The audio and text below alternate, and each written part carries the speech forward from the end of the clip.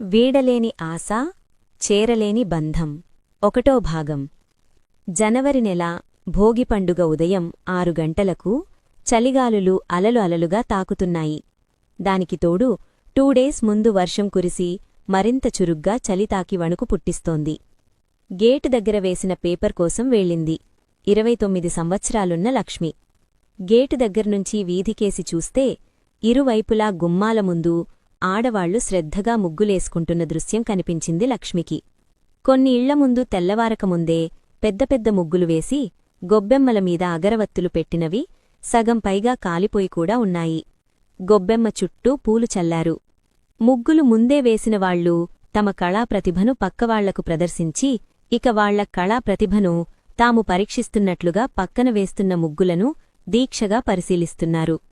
మొత్తంమీద ఆ వీధి ఆడవాళ్లంతా తడిసిన చీరలతో ముగ్గుపిండి చేతులతో చలిని లెక్క చేయకుండా క్రమశిక్షణ కలిగిన సాంస్కృతిక సైన్యంలాగా ముగ్గులు వేసుకోవడంలో నిమగ్నమయ్యున్నారు. అని నిట్టూర్చి బయట గేటు దగ్గర ఉన్న న్యూస్ పేపర్ తీసుకోవడానికి గేటు దగ్గరికొచ్చి బయటికి చూసింది. తన ఇంటి ముందు ముగ్గువేసి గొబ్బెమ్మ పెడుతోంది పని అమ్మాయి మౌని. లక్ష్మి గేటు దగ్గరికి రావడంతో నవ్వి, ఆ ఎదురింటావిడికంటే నేను వేసిన ముగ్గు బావుంది కదా అక్కా అని అడిగింది. లక్ష్మి ఎదురింటి ముగ్గువైపు చూసి సూపర్ అన్నట్లు చేతివేళ్లతో చూపించి ప్రశంసల నవ్వింది లక్ష్మి. తన శ్రమకు ఫలితం దక్కిందని సంతోషించిన మౌని మరింత హుషారుగా ఇంకా బ్యాలెన్స్లో ఉన్న రంగులను సవరిస్తోంది. లక్ష్మి నవ్వుకొని ఆ రోజు న్యూస్ పేపర్ తీసుకొని కాఫీ కప్పులో పోసుకొని పేపర్ చూస్తోంది. వచ్చే ఆదివారం స్థానిక మహిళల పత్రికవారు సంయుక్తంగా ఈ ముగ్గుల పోటీ నిర్వహిస్తున్నారట.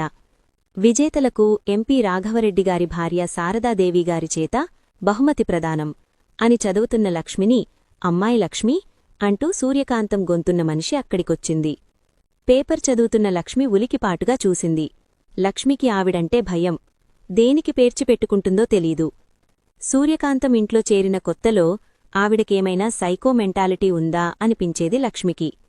కొందరికి ఇతరులను బాధపెడితేగాని తమ ఈగో సాటిస్ఫాక్షన్ కాదు. అలాంటివారిలో సూర్యకాంతం ఒకరు. చిత్రమైన ప్రశ్నలు వేసేది. వివాహమయ్యిందా? కాకపోతే ఇంకా ఎందుకు కాలేదు? ఒంటరిగా ఉద్యోగం పేరుతో సిటీకొచ్చి ఎన్ని వేషాలైనా వెయ్యవచ్చు అని ఇప్పుడు పెళ్ళిళ్ళు చేసుకోటంలేదు. నువ్వు ఆ బాపతేనా? ఇప్పటి ఆడపిల్లలేంటో, పెళ్లి చేసుకుంటే ఒక్కడే మొగుడు, చేసుకోకపోతే ఎంతమందితోనైనా స్వేచ్ఛగా తిరగొచ్చు అని కదూ పాడుకాలం దాపరించింది. లక్ష్మికేసి అదోలా చూసి చెప్పేది.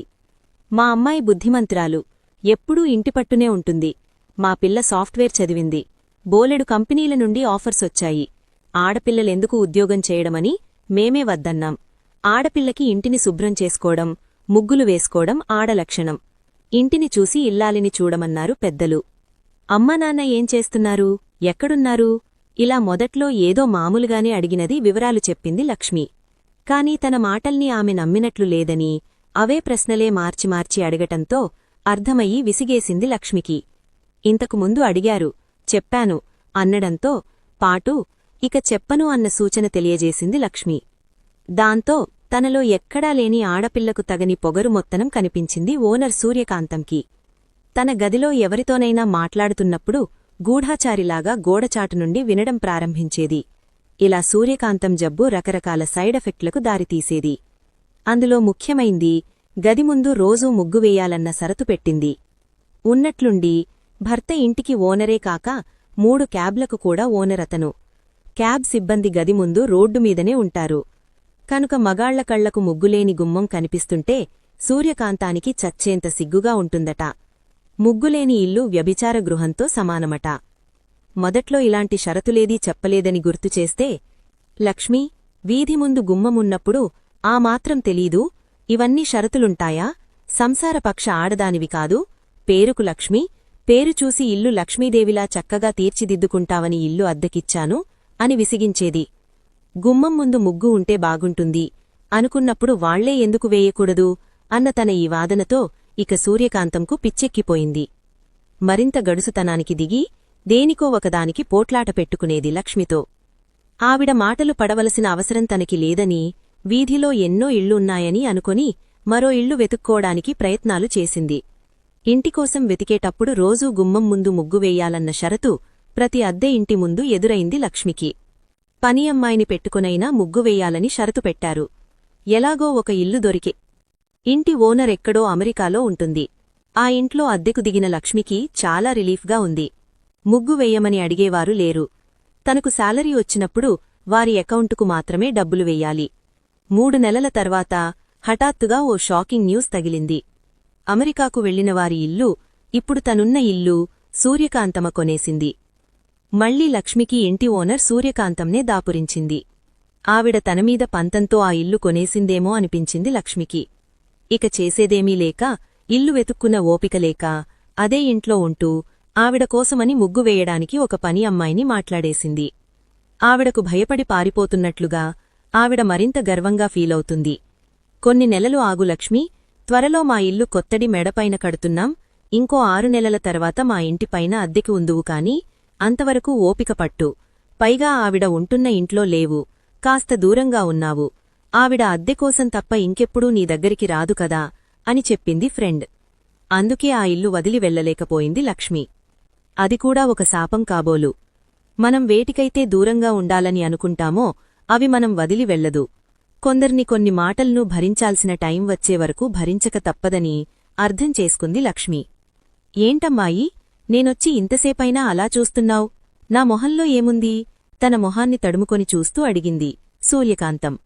ఇంత పొద్దున్నే వచ్చారు, ముగ్గు చూడ్డానికి వచ్చారేమో అని చూస్తున్నాను అని చెప్పింది లక్ష్మి. నా పెద్ద కూతురు కాన్పయింది, కూతురు దగ్గరికి పోతున్నాను, 3 నెలల వరకు రాను చెప్పింది సూర్యకాంతం. హమ్మయ్యా, పొద్దున్నే శుభవార్త చెప్పారు అని నేలకు ఖర్చుకుంది లక్ష్మి. ఏంటమ్మాయి, నేను ఊరు వెళ్లటం నీకు శుభవార్త అంటూ లక్ష్మివైపు కోపంగా చూసి గొణుగుతూ వెళ్ళిపోయింది. ఇంతలో లక్ష్మికి ఫోనొచ్చింది. వెళుతున్న సూర్యకాంతం వైపు చూస్తూ ఫోన్ నంబర్ చూడకుండా ఫోన్ లిఫ్ట్ చేసింది. హలో అంది. అటువైపు వాయిస్ వింటూనే గుడ్ మార్నింగ్ సార్ అంది. లేదు సార్, ఇవాళ సాయంత్రం ఊరు వెళుతున్నాను. చెప్పండి సార్. ఆఫీస్కి రావాలా? ఇవాళ లీవిచ్చారు కదా సార్ అడిగింది. ఫైనాన్స్ ఫైల్ వీణా మేడం క్యాబిన్లో పెట్టాను సార్. అయితే ఒకసారి వీణా మేడంకి కాల్ చేసి అడగండి సార్. మేడం క్యాబిన్లో కనిపించలేదంటే ఇంటికి తీసుకెళ్లారేమో అని చెప్తోంది లక్ష్మి. అడిగారా? ఆ ఫైల్ గూర్చి మేడంకు తెలియదంటోందా? సరే, నేను ఆఫీస్కి వస్తాను సార్. వచ్చాక అక్కడ లేకపోతే వీణా మేడం దగ్గరికి వెళ్లి తెలుసుకుంటాను. ఓకే సార్, బాయ్ సార్ అని లక్ష్మి ఆలోచనగా కాల్ కట్ చేసింది. వీళ్ళిద్దరూ మాట్లాడకపోవడంతో వీళ్ళిద్దరి మధ్య మాటలో నేను ట్రాన్స్లేషన్ చెయ్యాల్సి వస్తోంది. ఇద్దరూ బావ మరదలు. ఆ ఇద్దరికీ ఫౌండేషన్ బాధ్యతలు రాఘవరెడ్డిగారు అప్పచెప్పారు. నిశ్శబ్దంగా ఉన్న ఇద్దరి మధ్య లక్ష్మి ఆ ఇద్దరి ఆఫీసర్లకు పిఏ పోస్టు లక్ష్మిది. అతడిమీద కోపం వచ్చినా తనని కోపంగా మాటలంటుంది. ఏంటి మీ బాస్కి ఆమాత్రం తెలివిలేదా? ఇలాగేనా చేసేది అంటూ ఫైల్ విసిరి కొడుతుంది. ఏంటి మీ మేడంకి ఆఫీస్కి రావడం ఇష్టం లేకపోతే ఇంటికి వెళ్లి నిద్రపొమ్మని చెప్పు. అన్ని బాధ్యతలు నామీద నెట్టేసి తను నిద్రపోవడానికి వచ్చిందా అని కోప్పడతాడు జైవర్ధన్ సార్. ఆ ఇద్దరి మధ్య లక్ష్మికి తలనొప్పిగా ఉంటుంది. ఇంటి దగ్గర సూర్యకాంతం ఒక తలనొప్పి, ఆఫీస్లో అక్కడొక తలనొప్పి. చిరాగ్గా అనుకుంది లక్ష్మి. ఒకసారైనా వాళ్ళిద్దరి మధ్య ఉన్న కోపాలు పాపం ఈ అమ్మాయి మీద చూపిస్తున్నాము అని ఆలోచించాలి. ఎందుకు? ఎంతసేపూ ఒకరిమీద ఒకరు ఈగోలు చూపించుకోవడం తప్ప శాంతంగా మాట్లాడుకున్న రోజే లేదు. ఏంటో ఈ పెద్దవాళ్లు, ఆస్తులు మాత్రం కలిసి ఉంటాయి, పంపకాలు జరగవు. మనసులు మాత్రం పంపకాలు జరిగినట్లుగా విభేదాలతో ప్రవర్తిస్తూ ఉంటారు. ఒకవేళ తనమీదే ఆ కోపం ఉంటే తను ఎప్పట్నో ఆ ఆఫీస్ నుండి బయటపడేది. మామూలు విషయాల్లో ఇద్దరూ ఎంతో శాంతంగా, రెస్పెక్ట్గా మాట్లాడేవాళ్లు అని సర్దుకుపోతోంది లక్ష్మి. వీడలేని ఆశ, చేరలేని బంధం. 2వ భాగం. మామూలుగా తన వర్క్ మీద మాత్రం ఎలాంటి కోపం తెచ్చుకోకుండా చాలా శాంతంగా, రెస్పెక్ట్గా మాట్లాడేవాళ్లు ఇద్దరు ఆఫీసర్లు. అందుకే లక్ష్మి సర్దుకుపోతుంది. హమ్మయ్య, ఈ సూర్యకాంతం ఊరు వెళుతుందట. ఇప్పుడు తనకు ఆవిడ టార్చరున్నదన్నమాట. వాళ్ళింటికి కాస్త దూరంగా ఉన్నా కూడా పనిగట్టుకుని వచ్చి మాట్లాడేది. ఎవరో తనమీద గూఢచారిగా నియమించినట్లుగా. ఆవిడ ప్రవర్తనముంటుంది. లక్ష్మి ఆఫీస్ నుండి వచ్చాక వస్తుంది. ఆవిడ బెడద తప్పించుకోవడానికి లేటుగా వస్తే ఇంత లేటయిందేంటి అంటూ ఆరా తీస్తుంది, అనుమానిస్తుంది. అందుకే అతి కష్టంగా ఆవిడ టార్చర్ను భరిస్తోంది లక్ష్మి. ఆవిడ వచ్చేలోపు వసుంధర ఇల్లు తయారవుతుంది అని సంతోషించింది లక్ష్మి. ఈ విషయం వసుంధరకు చెప్పాలని మనసు తొందరపడుతుంది, కాని ఇంత పొద్దుటే ఫోన్ చేయటమెందుకని ముందుగా స్నానానికి వెళ్ళింది. పని అమ్మాయి వచ్చి ఇంట్లో కసూతోసి కిచెన్ సామాన్లు సర్దేసి లక్ష్మి స్నానం చేసి వచ్చేలోపే తలుపు దగ్గరగా వేసి వెళ్ళిపోబోతోంది. మౌనీ అని పిలిచింది లక్ష్మి. అక్కా అని ఆగింది మౌని. స్నానం చేసి వచ్చేలోపు వెళ్ళిపోతున్నావ్? కాఫీ తాగవా? ఉండు కాఫీ ఇస్తాను అని ప్లాస్క్లో ఉన్నది కప్పులో పోసి ఇచ్చింది లక్ష్మి. కాఫీ కప్పు తీసుకుంటూ, శారదమ్మగారింట్లో పూజ చేస్తున్నారక్కా, త్వరగా రమ్మని చెప్పారు, హడావిడిలో వెళుతున్నాను అని చెప్పింది మౌని. జైసార్కి పెళ్ళంట కదా, ఇంకో 1 వీక్ ఉంది, ఇంకా ఎవర్నీ పిలవలేదే అడిగింది లక్ష్మి. తలకు కట్టుకున్న కండువా తీసి తుడుచుకుంటూ అడిగింది లక్ష్మి. అవునక్కా, ఎలాంటి హడావిడీ లేకుండా సింపుల్గా పెళ్లి చేసుకుంటానన్నాను జైసార్ అని చెప్పింది మౌని. పాపం వీణా మేడం ఫ్రెండ్ రాజేశ్వరి జైసార్ని ఇష్టపడింది. జైసార్ కాదనడాని ఆత్మహత్య ప్రయత్నం కూడా చేసిందట.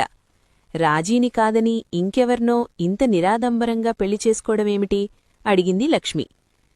జైసార్ అమ్మా నాన్నకి తెలిస్తే ఈ పెళ్లికి ఒప్పుకోరు అని ఇలా సింపుల్గా చేస్తున్నారట.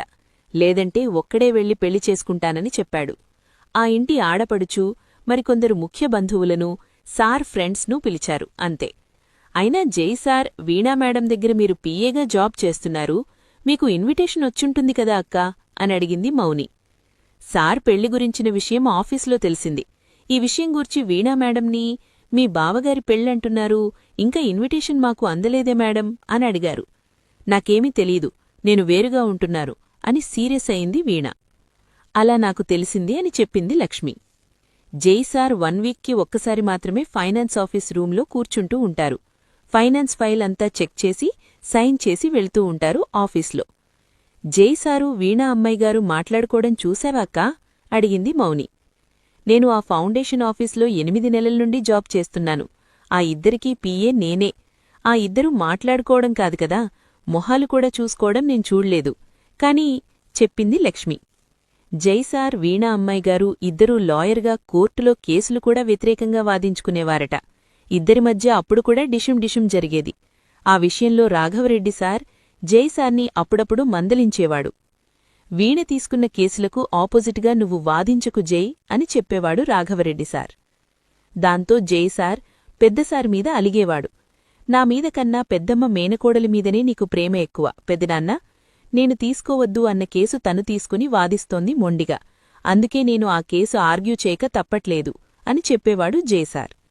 అదంతా రవీంద్రసార్కి వీణా అమ్మాయిగారికి పెళ్లి కానప్పుడు జరిగిన విషయాలు. ఆ తర్వాత రవీంద్రసార్ని పెళ్లి చేసుకుని విదేశాలకు వెళ్లి వచ్చాక అమ్మాయిగారు ఇక కోర్టులు కేసులు అని వాదించలేదు. ఆఫీస్కు తప్ప ఇంకెక్కడికి వెళ్లదు.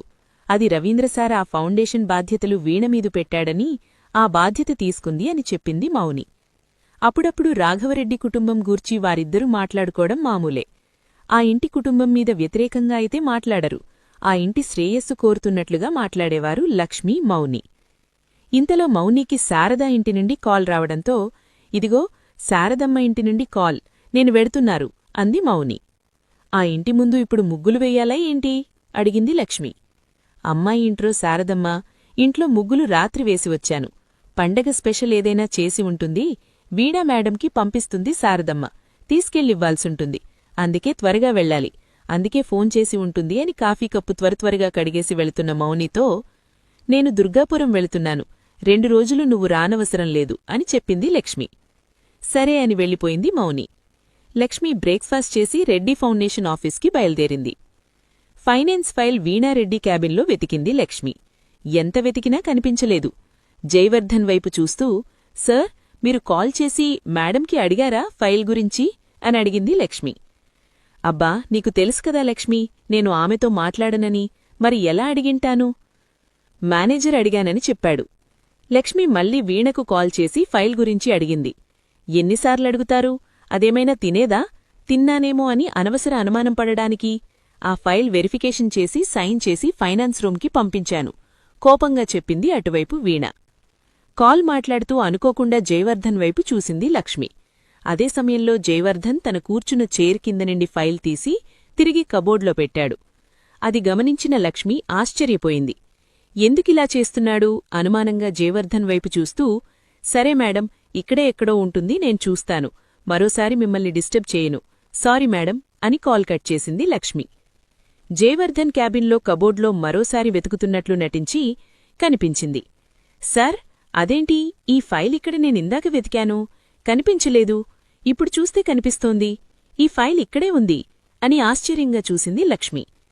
జయవర్ధన్, సారీ లక్ష్మి, లీవ్లో ఉన్న నిన్న మళ్లీ ఆఫీస్కి పిలిపించి అనవసరంగా శ్రమ ఇచ్చాను అన్నాడు. పర్లేదు సార్ అని చెప్పి బయటకు వస్తున్న లక్ష్మిని ఆపాడు జయవర్ధన్.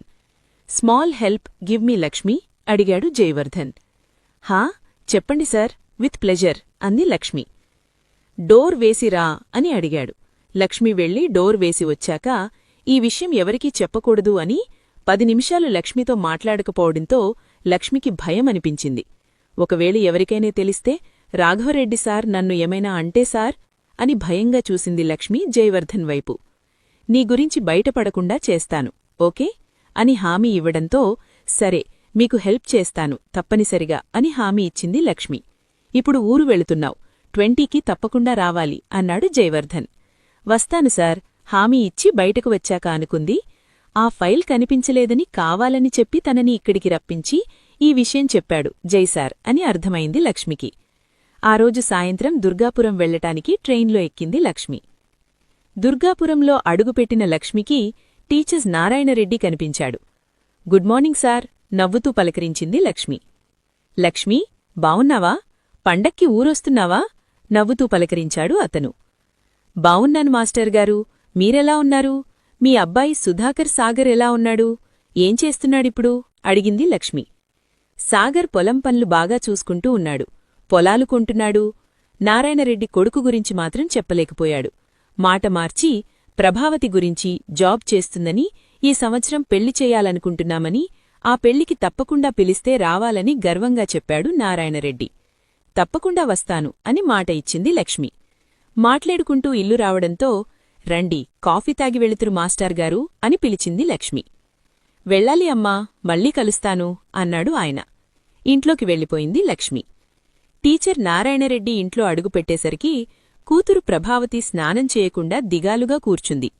భర్త రావడం చూసి, ఏవండి, మీరు స్నానం చెయ్యండి. పొద్దున్నే స్నానం చేసే ప్రభావతి పండగపూట స్నానం చేయలేదు, డల్గా కూర్చుంది, అడగండి ఎందుకు అని ఫిర్యాదు చేసింది భర్తకు. దానికి ఇష్టం వచ్చినప్పుడు చేస్తోంది, నీ పని నువ్వు చేసుకోపో సావిత్రి అని చెప్పేసి నారాయణరెడ్డి తన గదిలోకి వెళ్లాడు. ప్రభావతి తల్లికి తన కళ్లల్లోని కన్నీళ్లను కనిపించనివ్వకుండా ల్యాప్టాప్లో తలదూర్చి పనున్నట్లుగా ల్యాప్టాప్ కీబోర్డ్ను నొక్కుతూ కూర్చుంది. పండగ హాలిడే ఇచ్చారన్నావ్ అడిగింది సావిత్రమ్మ. హాలిడేనే అమ్మా, మెసేజ్ ఫార్వర్డ్ చేస్తున్నాను. ఏంటో ప్రభా, నువ్వు చాలా దిగాలుగా ఉన్నావ్, వర్క్ ప్రెషర్ ఎక్కువగా ఉందా అడిగింది సావిత్రమ్మ. ఊరికినే శాలరీ ఇస్తారా? ప్రెషర్ ఉంటుంది. నన్ను ఆఫీస్కి రమ్మంటున్నారు. ఇక మీదట వర్క్ ఫ్రం హోం ఉండదు, హైదరాబాద్ వెళ్లాల్సి ఉంది, అందుకే దిగాలుగా ఉన్నాను అని చెప్పింది ప్రభావతి. సరే, నీతోపాటు మేము వచ్చి అక్కడే ఉంటాన్లే, దిగులుపడకు చెప్పింది సావిత్రమ్మ. ఏమిటి, నేను కూడా వస్తామంటే పలకవే? అక్కడున్న చామంతి చెట్ల నుండి పూలు కోస్తూ రెట్టించింది సావిత్రమ్మ. అమ్మా, నువ్వు వెళ్లి పూజ పని చూసుకోపో, తర్వాత మాట్లాడదాం అని వసారాలో నుండి బెడ్రూంలోకి వెళ్ళింది ప్రభావతి. ఎలా తప్పించుకొని వెళ్లాలి ఆ ఇంటి నుండి అని ఆలోచిస్తూ కూర్చున్న ప్రభావతి దగ్గరికి నారాయణరెడ్డి వచ్చాడు. ఏంటమ్మా, ఇవాళ అలా ఉన్నావే, ఒంట్లో బాలేదా అడిగాడు నారాయణరెడ్డి. ప్రభావతి ఉలిక్కిపడి నారాయణరెడ్డి వైపు చూసి, అదేం లేదు నాన్నా, బాగానే ఉన్నాను, కొంచెం వర్క్ ప్రెషర్ వల్ల టైర్డ్గా ఉంది అని కవర్ చేసింది. ప్రభావతి వైపు దిగులుగా చూశాడు నారాయణరెడ్డి.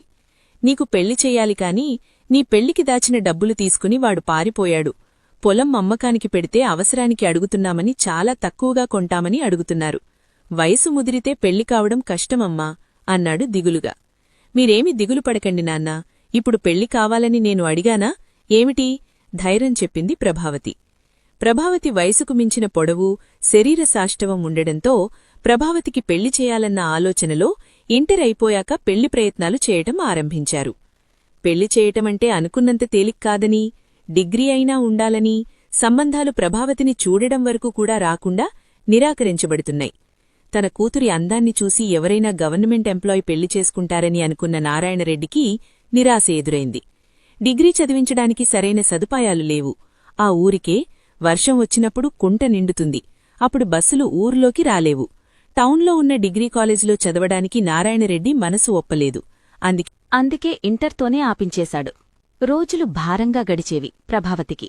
ఓ రోజు ప్రభావతి ఎక్కడ్నుండో నారాయణరెడ్డి కొడుకు స్వాతి, శీర్షిక నవర్స్ ఇలాంటివి తెచ్చి ఇచ్చేవాడు. అలా పుస్తకాలకు అలవాటైన ప్రభావతి వారం వారం ప్రచురించే శీర్షికలు, అప్పుడప్పుడూ తెచ్చే నవలలు చదువుతూ కలల్లో తేలిపోయేది. మనసు అనే భావాల పాఠాలు నేర్చుకోవటం మొదలుపెట్టింది ప్రభావతి. 6 అడుగుల అందమైన రాజకుమారుణ్ణి గూర్చి కలలు కనటం ఎక్కువైపోయింది. అప్పుడప్పుడే వయసుకు వస్తున్న తన అందాన్ని అద్దంలో చూసుకోవటంలో నిమగ్నమయ్యేది. రోజురోజుకూ కూతురు ప్రభావతి అందం వన్నే పెరుగుతూ ఉంటే తల్లిదండ్రులు సావిత్రి, నారాయణరెడ్డి కూడా గర్వంగా మురిసిపోవటం గుర్తించిన ప్రభావతికి మరో ఆలోచన కలిగింది. తను ఇంత అద్భుతంగా కనిపించే అందాన్ని చూసుకుంటే ఏదో ఉత్సాహం, ఈ ప్రపంచానికి తన అందం చూపించాలన్న ఆరాటం మొదలయింది. తమ వీధికి అటువైపు వీధిలో ఉన్న సాగర్ అందంగా ఉంటాడు, కాని ప్రభావతి వైపు కన్నెత్తి చూసేవాడు కాదు. పైగా తన తండ్రి దగ్గరే చదువుకున్నాడు కనుక భయం భక్తులతో ఉండేవాడు. సాగర్ను తిట్టుకునేది ముద్దపప్పు అని. తల్లి సూరమ్మ తల్లిచాటు బిడ్డలా ఉండేవాడు సాగర్. తన అందమతడి కంటికి కనిపించనందుకు తను అందంగా లేనయ్యమోనని దిగులు చెందేది. ప్రభావతికి ఇంకా సంబంధం కుదర్లేదు. చదువు తక్కువ ఉన్న సంబంధాలే వస్తున్నాయి. కట్నం 50 లక్షలు ఇస్తానన్నా కూడా ఉద్యోగస్తులు దొరకటంలేదు. చదువు, ఉద్యోగం ఉన్న అమ్మాయిని చేసుకోవాలనుకునేవారు అటువైపు ఎంప్లాయీస్. కాలం ఎప్పుడూ ఒకేలా ఉండదుగా. ప్రభుత్వాలు మారుతుంటాయి. మనుషుల్లో కొత్త కొత్త ఆలోచనలు పుట్టుకువేస్తుంటాయి. అదే ప్రభావతికి అదృష్టంగా మారింది. ఆ 2 సంవత్సరాల్లో ప్రభుత్వం మారింది. ఊరికి కొన్ని సదుపాయాలు ఏర్పరిచారు. బ్రిడ్జి కట్టించి రోడ్డు బాగుచేశారు. టౌన్లో ఉన్న డిగ్రీ కాలేజీలో చదవటానికి బస్సు ఊరులోకి రావటం మొదలుపెట్టింది. అలా ప్రభావతి మళ్లీ డిగ్రీ కంప్లీట్ చేసింది. ఇంకా ఉంది.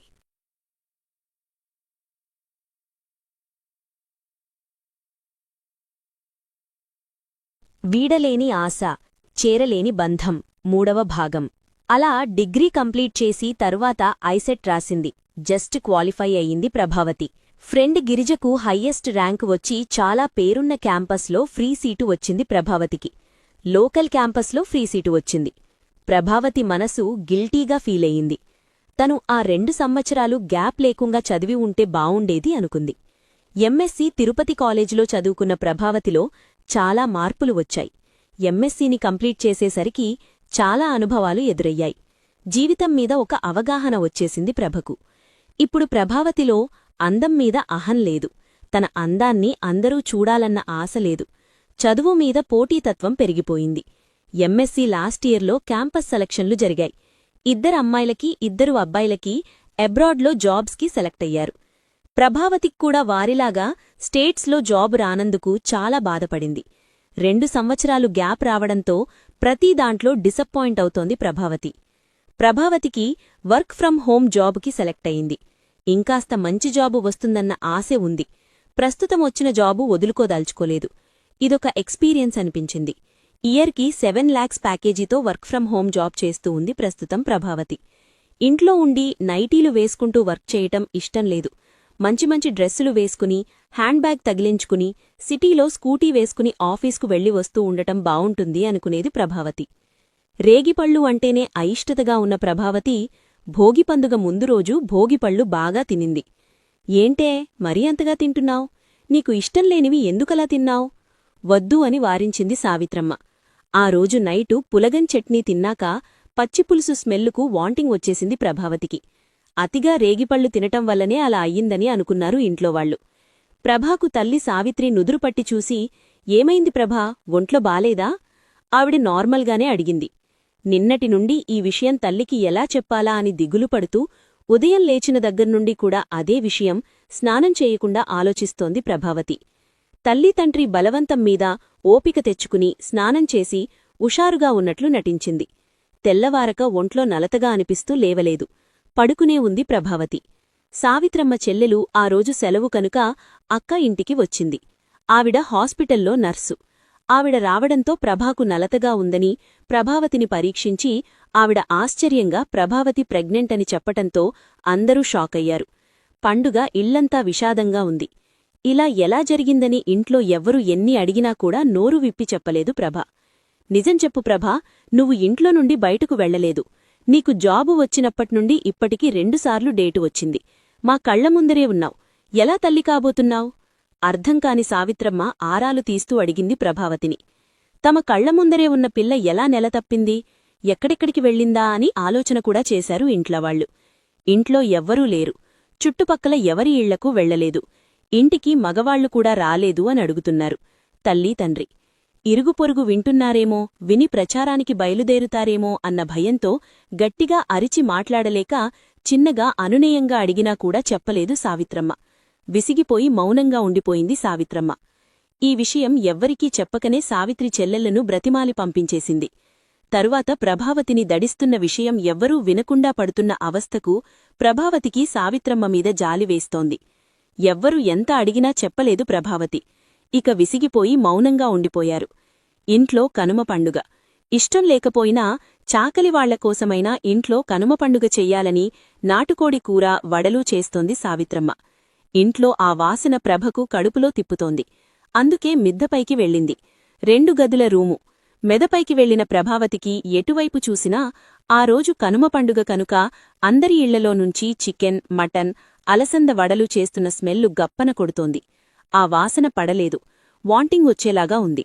నోటికి చెయ్యి అడ్డుపెట్టుకుని ఓపెన్ టాప్ మిద్దపైకి వెళ్ళింది. అక్కడ సాగర్ తన కారు క్లీన్ చేసుకుంటూ కనిపించాడు. సాగర్ వైపే చూస్తోంది ప్రభావతి. సాగర్ తల్లి సూరమ్మ బయటకు వచ్చింది. సాగర్తో ఏదో మాట్లాడుతూ అనుకోకుండా ప్రభావతి వైపు తలెక్కి చూసింది.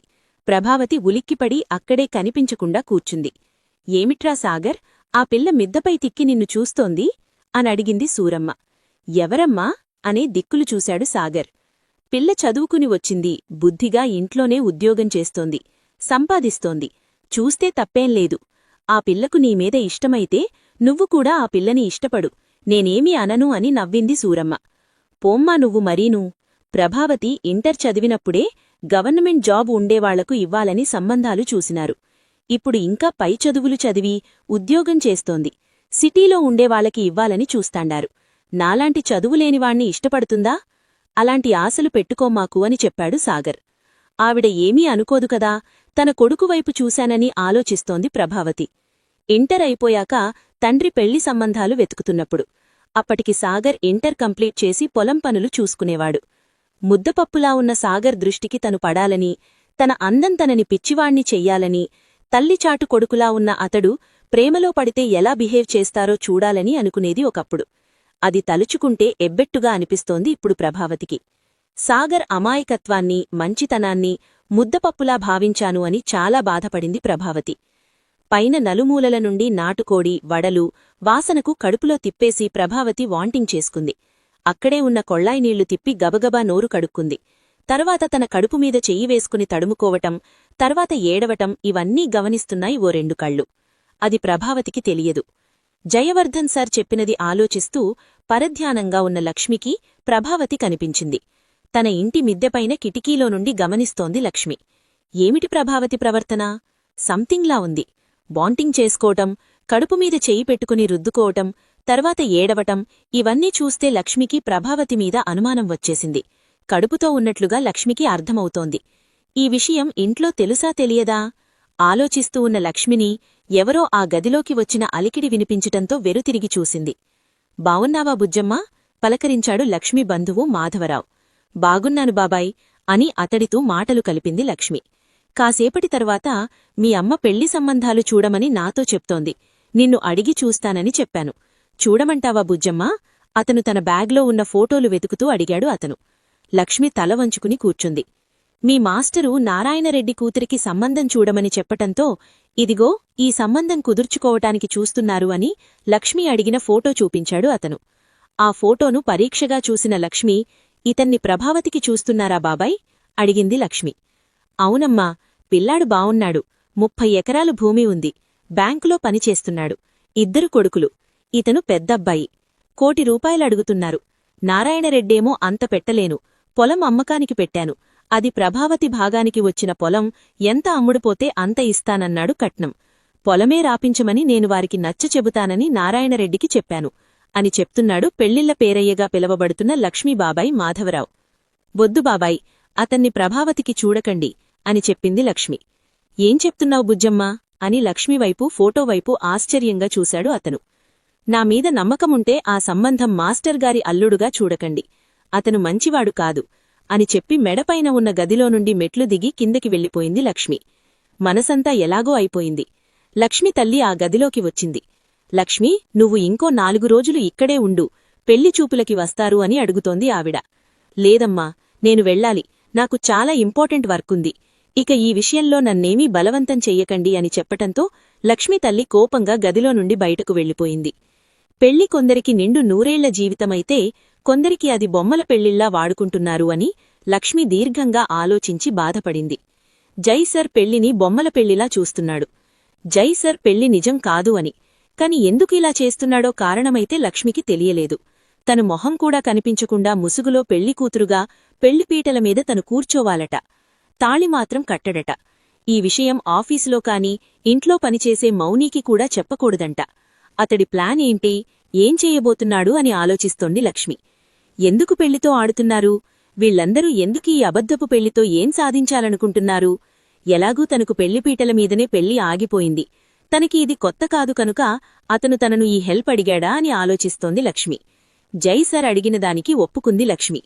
మెడపైన ఉన్న ప్రభావతి గదిలోకి వెళుతూ దుర్గాపురం ఊరు వదిలిపెట్టి వెళ్లిపోవటానికి సాగర్ హెల్ప్ తీసుకోవాలని నిర్ణయించుకుంది ప్రభావతి. సాగర్ వాళ్లు పాలు పోస్తారు, పాలకు సావిత్రి వెళుతుంది. తను ఏ రోజూ వెళ్లలేదు. సాగర్ ఫోన్ నంబర్ తమ ఇంట్లో ఉంటుంది. వీలు చూసుకుని సాగర్కు ఫోన్ చెయ్యాలని నిర్ణయించుకుని వెళ్లిపొడుకుంది ప్రభావతి. ఇంకా ఉంది. వీడలేని ఆశ, చేరలేని బంధం 4వ భాగం. తనను ట్రైన్ ఎక్కించటానికి సాగర్ హెల్ప్ తీసుకోవాలని ఆలోచన తట్టింది ప్రభాకు. సాగర్ వాళ్లు పాలు పోస్తారు, ప్రభావతి వాళ్లకి. అందువల్ల ఫోన్ నెంబరుంటుంది, ఫోన్ చెయ్యాలి. ఆ ఆలోచన రావటంతో ధైర్యంగా ఉంది ప్రభ. హైదరాబాద్ హైటెక్ సిటీలో అధినాతనమైన ఆ విల్లాలో జైవర్ధన్ భుజం మీద ఉన్న టవలు సరిచేస్తూ నలుగు పెడుతున్న కూతురు శ్వేతాతో చిన్నగా అడుగుతోంది శారదాదేవి. ఏంటి వీణా, ఇంకా రాలేదే, వస్తుందంటావా? లో గొంతుకతో అడుగుతోంది శారదాదేవి. ఇవాళ ఫౌండేషన్లో ఇంపార్టెంట్ వర్క్ ఉంది, వెళ్ళి వస్తానని నాకు ఫోన్ చేసింది అమ్మ, వస్తుందనుకుంటున్నాను. పూలతో అలంకరించిన గుమ్మం తోరణం బయటివైపు ఓసారి చూసి చెప్తోంది శ్వేత. పెళ్లికొడుకు పిలువకుండా ఎలా వస్తుంది అంటుంది శారద. కావాలని జైవర్ధన్కు వినిపించేలాగా నిష్ఠూరంగా అంది శారద. భోజనం టైంకి వస్తుందిలే వ్యంగ్యంగా అన్నాడు జైవర్ధన్ రెడ్డి. నువ్వు వెళ్ళి భోజనానికి మాత్రమే రమ్మని పిలిచావా ఏంటి అడిగింది శ్వేత. మరి పిలువనప్పుడు ఎందుకొస్తుంది? మీరు వెయిట్ చేయటంలో అర్థం లేదు చెప్పాడు జై. అదే అందుకు పిలవలేదు, పిలవమని చెప్పానుగా అంటోంది శ్వేత. ఎంతమంది పిలవాలేంటి, మీరు పిలిచారుగా సీరియస్గా అన్నాడు పెళ్లికొడుకు. అంగరంగ వైభవంగా జరగవలసిన ఆ పెళ్లి కనీసం పెళ్లికొడుకు తల్లి తండ్రి కూడా లేకుండా పెద్దమ్మ పెదనాన్న చేతుల మీదుగా నిరాడంబరంగా పెళ్లి జరిపించుకుంటున్న పెళ్లికొడుకు విచిత్ర వైఖరిని అర్థం కానట్టు చూస్తూ ఉన్నారు అక్కడ ఉన్న ముఖ్య బంధువులు. ఎంత ముఖ్యమైన బంధువులైనా నిరాడంబరంగా జరగబోవు పెళ్లి గురించి అడిగే సాహసం ఎవరూ చేయలేదు. నలుగు పెట్టడం అయ్యిందిగా, మంగళస్నానాలకి వెళ్ళునాయినా జైవర్ధన్ రెడ్డి అని పూర్తి పేరుతో సంబోధిస్తూ పెద్ద ముత్తైదు అక్కడికి వచ్చి చెప్పింది. 10 నిమిషాలు వెయిట్ చేయండి మామగారు చెప్పింది శ్వేత. ఎవరు రావాలి శారదమ్మ అడిగింది ఆవిడ. కోడల్లేదు కదా, కోడలు రావాలేమో అన్నారు ఒకరు. ఎలా నలుగు పెడుతుంది, తను పెట్టకూడదు కదా మరొకరన్నారు. మళ్లీ పెళ్లి చేస్తారు, చిన్నతనం బొట్టు గాజులు తీయలేదుగా, పెట్టవచ్చు అంటున్నారు మరొకరు. అప్పుడే ఆ గుమ్మంలోకి అడుగుపెట్టిన శారదాదేవి మేనుకోడలి వైపు చూసింది. ఆవిడ చూపులతో మిగతా అక్కడ ఉన్నవారి అందరి చూపులు ఆమె వైపు తిరిగాయి. 29 సంవత్సరాలు ఉన్న ఆమె వైపు అందరూ మౌనంగా జాలిగా చూస్తూ, కాలేజీకి వెళ్లే చిన్న వయసులాగా ఉంది మనిషి. పొడవు పెరిగింది కాని ఆ ముఖంలో అందం, వయసు ఇంకా 20 సంవత్సరాలు వయసు ఉన్నట్లుగానే కనిపిస్తోంది. ఎలాంటి మేకప్ వేసుకుని రాలేదు, ఎలాంటి ఆడంబరత చీర కట్టుకుని నగలు కాని వేసుకుని రాలేదు. సాధారణంగా ఉంది ఆమె. కాని అందులో కూడా ఆమె సౌందర్యాన్ని అద్భుతంగా చూస్తున్నారు. ఎంత అందం ఉంటే ఏం ప్రయోజనం, అదృష్టం కూడా ఉండాలి మనసులో అన్నట్లుగా కళ్లతో మాట్లాడుకున్నారు అక్కడ ఉన్న ఒకరికొకరు. వీణా, వచ్చావా? రా పిలిచింది శ్వేత. వీణ బిడియంగా ఒక మూలకు వెళ్లి నిల్చుంది. రా, నలుగు పెట్టాలి అని పిలిచింది శ్వేత. నేను ఎలా పెడతాను, మర్చిపోయావా అడిగింది వీణ. అంతవరకు ఈ తతంగమంతా చిరాకుగా పరాకుగా ఎప్పుడెప్పుడు ఈ తంగం అయిపోతుందా అన్నట్లుగా ఎవరివైపు చూడకుండా కూర్చున్న పెళ్లికొడుకు మాత్రం అమ్మాయి వైపు ఒక లుక్ వేసి చూశాడు. వద్దు, నేను పెట్టను నిర్లక్ష్యంగా చెప్పి కూర్చుంది. చెప్పానుగా భోజనానికి వస్తుందని. ఇంతకీ నేను లేవనా వద్దా? ఆవిడగారు నాకు నలుగు పెట్టకపోతే నా పెళ్లి ఆగిపోదూ విసుగ్గా అన్నాడు జైవర్ధన్. ప్లీజ్ జై రిక్వెస్ట్గా జైవర్ధన్ వైపు చూసి 5 మినిట్స్ చెప్పేసి వీణను చైర్లో నుండి లాక్కెళ్ళి చేతిలో అక్షింతలు ఉన్న ప్లేట్ పెట్టింది శ్వేత. వదినా, నీకు మతి ఉందా? నేను ఎలా పెడతానో? పెట్టకూడదు కదా అని సన్నగా గుణిగింది వీణ. అక్కడి నుండి తప్పించుకునే మార్గం లేకుండా శ్వేత ఆమె భుజాలు పట్టుకుని ఉండటంతో తప్పనిసరిగా నిలుచుని వద్దు వదినా అన్నట్లుగా చిన్నగా అడిగింది. పర్లేదు, పెట్టు కసిరింది శ్వేత. ముందుగా కుంకుమ తీసుకుని పెళ్లికొడుకుకి నుదుటన పెట్టమని శ్వేత చెప్పింది. శ్వేత చెప్తిన్న విధంగానే కుంకుమ భరిణి చేతిలోకి తీసి పట్టుకుని పెళ్లికొడుకు నుదుట కుంకుమ పెడుతున్నప్పుడు అతను ఆమె కళ్లల్లోకి చూశాడు. జాగ్రత్తగా అతడి కళ్లల్లోకి తన కళ్ళు వెళ్లకుండా జాగ్రత్తపడుతూ రెప్పలు వాల్చేసింది. అప్పుడే వీణకు తెలియకుండానే ఆమె కళ్లల్లోని 2 కన్నీటి బొట్లు అతడి చేతిమీద జారిపడ్డాయి. తన చేతిమీద పడ్డ ఆ 2 కన్నీటి బొట్లను నిశితంగా చూస్తున్నాడు జైవర్ధన్ రెడ్డి. ఇది పశ్చాత్తాపమా లేక తన పెళ్లి అవుతూ ఉన్నందుకు బాధతోనా అన్నట్లు ఆ కన్నీటి బొట్లలోని మర్మాన్ని అర్థాన్ని లాయర్ ఇన్వెస్టిగేషన్లా పరీక్షిస్తున్నాడు అతను. తర్వాత వీణవైపు చూశాడు. మరో 2 కన్నీటి బొట్లు జారటానికి సిద్ధంగా ఉన్నాయి. అతడి కాళ్ల దగ్గర భుజాల దగ్గర అక్షింతలు పట్టుకుని నలుగు పెడుతున్న వీణ రెప్పల మాటున దాగిన ఆమె కన్నీళ్లు ఏ క్షణంలోనైనా రాలటానికి సిద్ధంగా ఉన్నాయి. అప్పుడే అతడి కాళ్లమీద వీణ కన్నీళ్లు ముత్యపు చినుకులా జారిపడ్డాయి. నీ ఏడుపేంటో నాకు తెలియదుగాని ఏదైతే ఏని నా కాళ్లను కన్నీళ్లతో అభిషేకించింది. బాగా ఏడు ఇంకా నవ్వుకున్నాడు అతను. తన చేతులు తుడుచుకునే నెపంతో దగ్గర్లో ఉన్న షింక్ దగ్గరకు వెళ్లి చేయి కడుక్కోబోతే అందరూ వారించి చేయి కడుక్కోవద్దని టవల్తో తుడుచుకోమని చెప్పారు. అక్కడే ఉన్న షింక్ దగ్గర ఉన్న చిన్న టవల్తో పసుపు అంటిన చేతులను తుడిచేసుకుంది వీణ. ఇక పదండి, అందరూ అయిపోయారు మంగళస్నానాలకి అంటూ తొందరపడ్డారు. వీణ అక్కడే ఉన్న అత్తమామలను చూడకుండా తల నేలకు ఉంచి నిలిచుంది. వీణవైతే చూస్తున్న రాఘవరెడ్డి, శారద కళ్ళు కూడా వర్షించాయి. శారద గబగబా తన బెడ్రూంలోకి వెళ్లి టవల్ ముఖానికి అడ్డుపెట్టుకుని కన్నీళ్లని వర్షించిన వీధాలా బయటికి పంపింది. శారదా భర్త రాఘవరెడ్డి కూడా ఆవిడ వెనకీ వెళ్లి ఏడుస్తున్నావా ఆవిడ పక్కనే కూర్చుని భుజాల చుట్టూ చేయివేసి కంట్రోల్ చేసుకో, ఇప్పుడు సమయం కాదు ఓదారుస్తున్నాడు. ఇంతలో బయట అందరూ శారదా అని పిలుస్తూ ఉండటంతో కన్నీళ్లు తుడుచుకుని వస్తున్నాను వస్తున్నాను అని వాష్ బేసిన్ దగ్గరికి వెళ్లి ముఖం కడుక్కుని మళ్లీ అలా పౌడర్ అద్దుకుని భర్తవైపు చూసి మీరు కాసేపు తర్వాత రండి అని చెప్పి గదిలో నుండి బయటికి వెళ్లిపోయింది శారదాదేవి. మంగళస్నానాల దగ్గర వీణ కూడా ఉంది. తనచేత కూడా పసుపు నీళ్లు పెళ్లికొడుకు తలమీద బలవంతంగా పోయించారు. ఇంటి కోడలు అలా అన్నిటికీ ఆంటిముంటనట్టు ఉంటే ఎలా అంటూ మంగళస్నానాల తంతు అయిపోయాక వీణ శ్వేత దగ్గరికి వెళ్లి నేను ఇంటికి వెళ్తున్నాను, తలనొప్పిగా ఉంది అని తలపట్టుకుని చెప్పింది వీణ. వీణ బాధ అర్థం చేసుకున్న శ్వేత తప్పదు కనుక వెళ్లటానికి వీల్లేదు, భోంచేసి నీ బెడ్రూంలోకెళ్లి రెస్ట్ తీసుకో, వెళ్లావంటే నేను ఊరుకోను అని వార్నింగ్ ఇచ్చినట్లుగా చెప్పి పని ఉన్నట్లుగా అక్కడి నుండి వెళ్ళింది శ్వేత. చిరాకుగా బెడ్రూంలోకి వెళ్లి పడుకున్న వీణకు 10 నిమిషాల తర్వాత గుర్తొచ్చినట్లుగా పెళ్లికొడుకు బెడ్రూం నుండి బయటికి వెళ్లటం గమనించిన వీణ తన బెడ్రూంలో నుండి సైలెంట్గా బయటికి వచ్చి చుట్టూ గమనించి ఇక ఆ గది చుట్టుపక్కల ఎవరూ లేకపోవటంతో వీణ సైలెంట్గా పెళ్లికొడుకు బెడ్రూంలోకి డోర్ లాక్ చేసి వెళ్లి అతడి కబోర్డ్లో వెతుకుతోంది. ఎంత వెతికినా తనకు కావలసిన ఫోటో, పెన్డ్రైవ్ దొరకలేదు.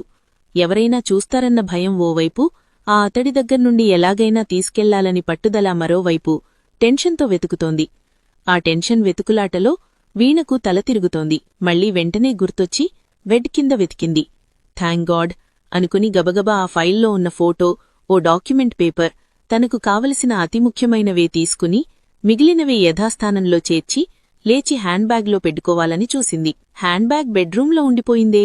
బయటికి తీసుకెళ్లేటప్పుడు తన చేతిలో ఉన్నది ఎవరైనా చూస్తారు, కనిపిస్తుందేమో, ఎవరైనా ఎదురుపడవచ్చు అనుకుని తన జాకెట్ లోపల దాచేసుకుంది. తర్వాత మెల్లిగా డోర్ తీసి అటు ఇటు చూసింది. భయంతో టెన్షన్తో చెమటలు పట్టేశాయి. అదే కార్నర్లో ఉన్న తన బెడ్రూంలోకి వెళ్లి తలుపు గడియవేసింది. వేశాను గడియా అనుకుని బెడ్ దగ్గరికి వెళ్ళింది. అప్పుడే కళ్ళు తిరిగి బెడ్ పక్కనే పడిపోయింది వీణ. మంగళస్నానం అయిపోయి తన గదిలోకి వెళ్లి మళ్లీ స్నానం చేసి డ్రెస్ చేంజ్ చేసుకుని ఎవరూ పిలవటంతో బయటికి వెళ్లిన జైవర్ధన్ రెడ్డి తిరిగి తన గదిలోకి వస్తూ ఉండటం, వీణ తన గదిలో నుండి హడావిడిగా బయటికి రావటం, టెన్షన్ పడుతూ వెళ్లటం ఏమీ అర్థంకాక ముందుగా తన గదిని సర్చ్ చేయడానికి గదిలోకి వెళ్లాడు. జైవర్ధన్ తన గదిలో నుండి ఏం తీసుకెళ్లిందో గుర్తించాక ఆవేశంగా యూ బ్లడీ వీణా బెడ్రూం వైపుగా వెళ్లాడు. తలుపు తట్టబోతున్న తనకి తలుపు ఓపెన్ అవటంతో వీణ బెడ్ పక్కనే పడిపోయుండటం చూసి గదిలోకి వెళ్లి డోర్ లాక్ చేసి నేలమీద పడియున్న వీణను 2 చేతుల్లో లిఫ్ట్ చేసి బెడ్ మీద పడుకోబెట్టాడు. విండోస్ కూడా క్లోజ్ చేశాడు. నా దగ్గరే కేడీలా ప్రవర్తిస్తావా అంటూ బెడ్ మీద పడుకోబెట్టిన వీణ పైట కొంగును తప్పించాడు. అతడి కళ్ళు మూసుకుపోయాయి. ఇంకా ఉంది. వీడలేని ఆశ, చేరలేని బంధం 5. వీణకు మెళకు వచ్చింది. అంతా గుర్తుకు వచ్చి చుట్టూ చూసింది. హమ్మయ్యా, నా రూమ్మకి వచ్చాకనే కళ్ళు తిరిగి బెడ్మీద పడినట్లున్నాను అని. తను దాచుకున్న పేపర్స్ భద్రంగా ఉన్నాయో లేవో అని తన ఛాతీమీద చెయ్యి పెట్టుకుని తడుముకుంది. భద్రంగా ఉన్నట్లుగా చేతికి తగిలింది. బెడ్మీద ఉన్న తన హ్యాండ్ బ్యాగ్ ఓపెన్ చేసి బ్లౌజ్ లోపల ఉన్న పేపర్స్ తీసి అందులో దాయాలనుకుంది. లేదు, హ్యాండ్ బ్యాగ్తో ఒకవేళ బయటకు వెళ్లాక తనను వెళ్లనివ్వకుండా చెయ్యటానికి శ్వేత తన హ్యాండ్ బ్యాగ్ లాక్కోవచ్చు అన్న ఆలోచనతో చేతికి తగులుతున్న పేపర్స్ను జాగ్రత్తగా ఉండమని వాటిమి జో కొడుతూ తన హ్యాండ్ బ్యాగ్ గదిలోనే పెట్టేసింది.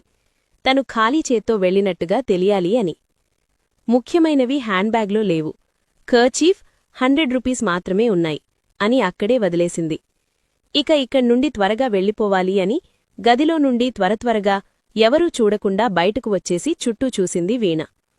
వాల్ క్లాక్ 3 గంటలు చూపిస్తోంది. అదేంటి, నన్ను భోంచేయటానికి ఎవరూ పిలవలేదు, అంతలా నిద్రపోయానా? భోజనానికి పిలవడానికి వచ్చి నిద్రపోతున్నానని వెళ్ళిపోయారేమో అనుకుంది వీణ. ఎవరూ లేరు. అందరూ విశ్రాంతి గదుల్లోకి వెళ్లి విశ్రాంతి తీసుకుంటున్నట్లున్నారు అని ఇది సరైన సమయం, శ్వేత చూస్తే వెళ్లనివ్వదు అని బయటకు వచ్చేసి గార్డెన్ వైపుగా వెళ్తున్న సమయంలో జైవర్ధన్ ఎదురుగా వచ్చాడు. అతన్ని చూడనట్లే అతన్ని దాటుకుని వెళ్తున్న వీణాను ఆగు అన్నాడు. వీణ ఉలిక్కిపడి మళ్లీ వినిపించినట్లుగా 2 అడుగులు ముందుకు వేసి ఆ ఇంటి గార్డెన్ దాటబోతున్న వీణ టక్కున ఆగిపోయింది. జైవర్ధన్ రెడ్డి వీణా వెళ్లకుండా అడ్డుగా నిల్చుని పెద్దమ్మా, పెదనాన్న ఇలా రండి అని పిలిచాడు. ఏం జరిగిందోనని గబగబా వారిద్దరి దగ్గరికి వచ్చారు. పెళ్లికి వచ్చిన వీణ వెళుతుంటే వెళ్లనివ్వకుండా ఆపుతున్నాడని అనుకున్న శారద సంతోషపడింది.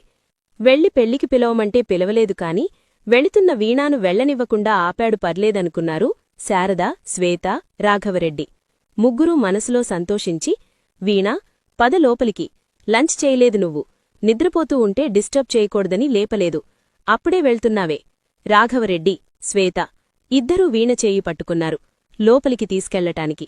ఎవరూ అక్కర్లేనప్పుడు అవసరమా, వెళ్లనీలే అని కావాలని కినుకుగా నటించింది శారద. తను ఉండటం వెళ్లటంకీ అభ్యంతరం లేదు, కాని నా రూంలో విలువైనవి ఏదో నా కబోర్డ్లో నుండి దొంగిలించి తీసుకుని వెళ్తోంది, అదేమిటో చూపించి వెళ్లమని చెప్పు పెద్దమ్మా అని వీణవైపు సీరియస్గా చూస్తూ అడిగాడు జైవర్ధన్. వీణ షాక్ కొట్టినట్లుగా నిలిచుండిపోయింది. అంటే చూశాడా? కళ్ళు తేలవేసింది వీణ. ఒకవేళ చూస్తే మాత్రం తనను ఒంటరిగా నిలదీయవచ్చు, తన దగ్గర సమాధానముంది, అందరిలో అలా అవమానిస్తాడని అసలు ఊహించలేదు వీణ. ఇంట్లో ఉన్న ఇంకా కొందరు బంధుజనం ఏం జరిగింది అంటూ మరికొందరు వచ్చారు. జైవర్ధన్, నువ్వు చెప్పేది ఇక్కడున్నవారికి ఎవ్వరికీ అర్థం కాలేదు, అసలేం మాట్లాడుతున్నావ్ అడిగాడు రాఘవరెడ్డి. ముందు తనను దాచుకున్నది చూపించమనండి పెదనాన్నా అన్నాడు మొహం సీరియస్గా పెట్టి. అమ్మా, వీణా నీ చేతిలో ఏముంది అంటూ వీణ చేతుల వైపు చూశాడు రాఘవరెడ్డితో పాటు అందరూ కూడా. వీణ చేతులు ఖాళీగానే ఉన్నాయి, హ్యాండ్ బ్యాగ్ కూడా లేదు, ఏం తీసుకెళ్తుంది అడిగాడు రాఘవ. శారదకు కోపం వచ్చేసింది. తన మేనకోడల మీద దొంగతనం అంటకట్టటం తన పుట్టింటికి అవమానమన్నట్లుగా ఫీలవుతోంది. జైవర్ధన్ నీకూ దానికి శత్రుత్వం ఉన్నమాట నిజమే, అది ఇప్పుడు ఈ ఇంటి రాఘవరెడ్డి చిన్న కోడలు, ఈ ఇంటి నుండి ఏం తీసుకెళ్లినా అది దాని హక్కు అని నువ్విలా అందర్లో ఇలా నిలదీసి అడగటం బాగలేదు అని చెప్పింది శారద. ఇది చిన్నపిల్లల ఆట కాదు నాన్నా, మీరు పెద్దవాళ్లయ్యారు, ఇలా చెయ్యటం తప్పు అని పెళ్లికొడుకు భుజాలు పట్టుకొని వేడుకోలుగా అనునయిస్తున్నట్లుగా చెప్తున్నా రాఘవరెడ్డి. మాటలు లెక్క చేయలేదు జై. అతను ఈ అవకాశాన్ని వదులుకోదలుచుకోలేదు. నా బెడ్రూంకి వెళ్లి ఏదో తీసుకెళ్తోంది. నా రూంలో ఎంతో విలువైనవి ఉన్నాయని మీకు తెలుసు. అది ఏమిటో చూపించాలి అని చేతులు రెండూ వెనక్కి పెట్టుకుని పంతంగా అన్నాడు. ఇక శారదకు సీమ పౌరుషం వచ్చి, వీణా, ఏం తీసుకెళ్తున్నావ్? ఏది చూపించు అంది. ఏమీ లేదన్నట్లుగా చేతులు వెల్లకిలా తిప్పింది వీణ. చేతిలో కాదు, తన పైటచాటున జాకెట్ లోపల దాచుకోవటం చూశాను తగ్గు స్వరంతో చెప్పాడు జై.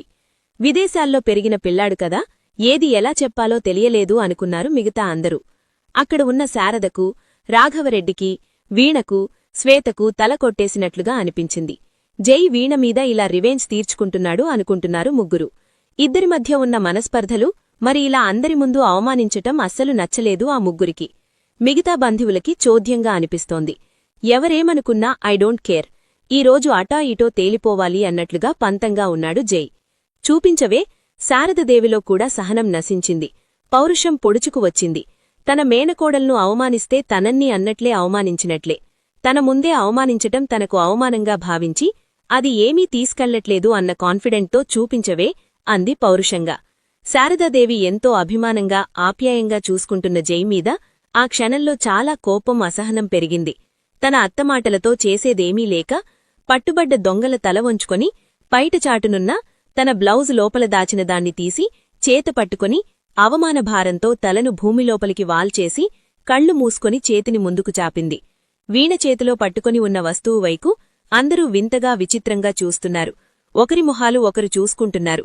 చూశావుగా, అది ఏదో పెద్ద మీ ఇంటి ఆస్తిని దోచుకెళ్తోందని దానిమీద నిందలేశావు. అది తీసుకెళ్తుంది ఒక ఫోటోను అంది రిలీఫ్గా శారదాదేవి. ఇంకా తన కోడలిమీద దొంగతనం అంటకట్టాడని ఆ ఆవేశంలోనే ఉంది.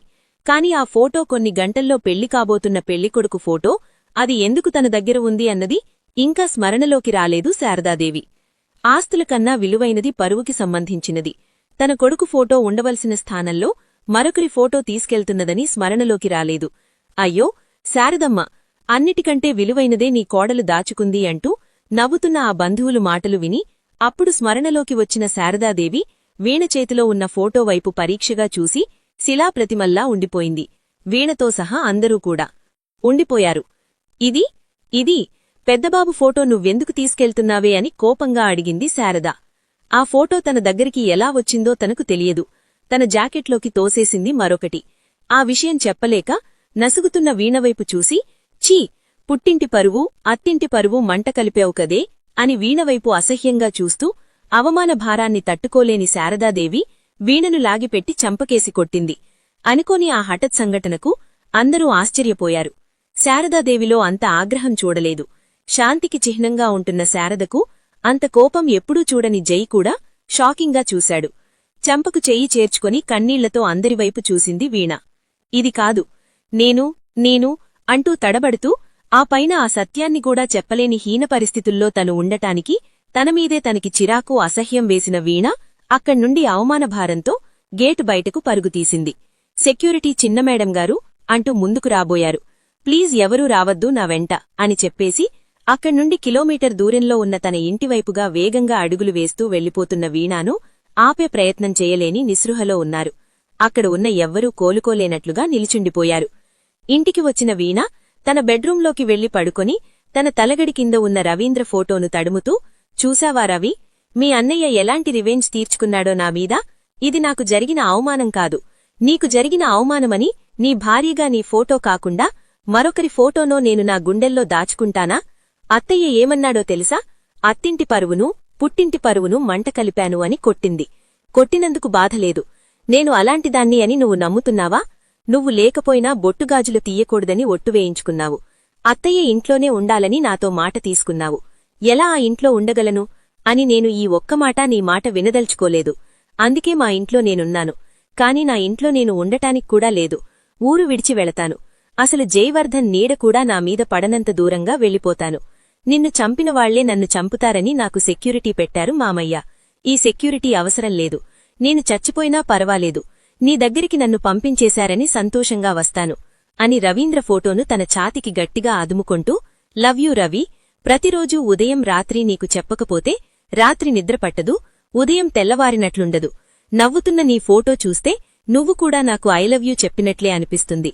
సారీ, నేను ఈ ఇల్లు, ఈ ఊరు విడిచిపెట్టి వెళ్ళిపోతున్నాను. కాని నిన్ను కూడా నా వెంట తీసుకెళ్తాను అని లేచి కూర్చుంది వీణ.